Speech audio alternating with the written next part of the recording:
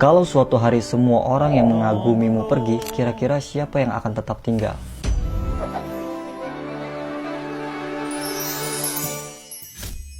Di film Cars, Lightning McQueen punya semuanya. Cepat, terkenal, dipuja banyak orang. Tapi anehnya, orang yang paling berarti dalam hidupnya justru bukan pembalap yang hebat, bukan sponsor, bahkan bukan siapa-siapa yang terkenal. Dia adalah sebuah mobil derek tua yang bahkan sering dianggap rongsokan. Namanya Mater. Awalnya McQueen menganggap Mater itu cuma teman aneh di kota kecil Radiator Springs. Mater bahkan nggak peduli McQueen itu terkenal atau enggak.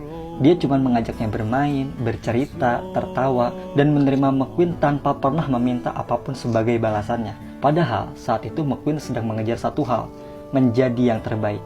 Tapi di sini dia mulai sadar, selama ini dia dikelilingi oleh banyak orang yang menyukai Lightning McQueen, sang juara. Tapi Mater menyukai McQueen-nya. Bahkan ketika McQueen gagal, jatuh, atau kehilangan arah, Mater tetap ada. Dan disinilah kisah mereka sebenarnya menyentuh. Mater mungkin tidak punya penampilan yang keren, tidak punya prestasi, tidak punya hidup yang terlihat istimewa.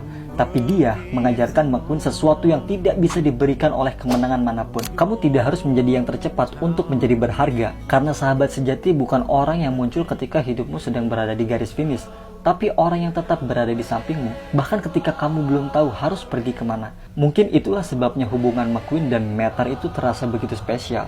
Karena Mater tidak pernah berusaha mengubah McQueen menjadi seseorang yang lebih hebat.